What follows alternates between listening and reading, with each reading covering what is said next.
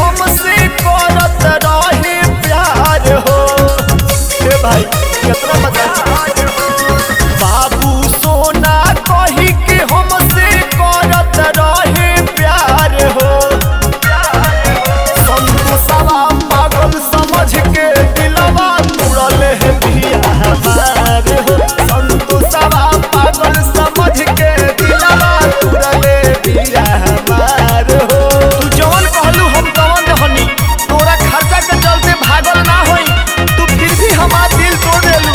जाए करे जा हम संतोष पागल नहीं, पागल नहीं।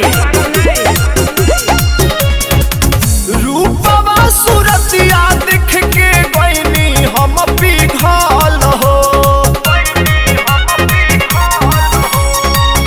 दोसरा से मिलके कइले बिया बहुते छल हो। पहिले बिया खेला ही जरिए के ही खिलाड़ हो। पहिले बिया खेला ही जरिए के ही खिलाड़ हो। संतोषवा पागल समझ के दिलवा तुड़ल है बिया हमार हो। संतोषवा पागल समझ के दिलवा तुड़ल है बिया हमार हो। Recording by Tia Studio Ariraj.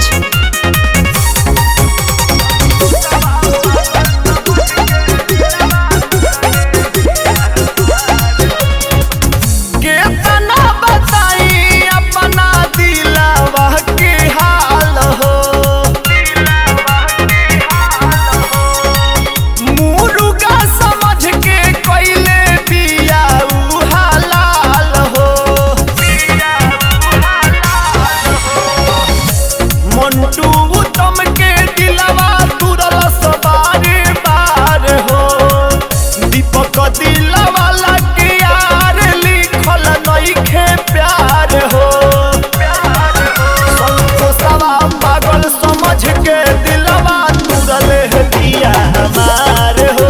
संतोषवा पागल समझ के दिलवा तुरल बिया हमार हो। हम संतोष पागल नहीं, पागल नहीं, पागल नहीं।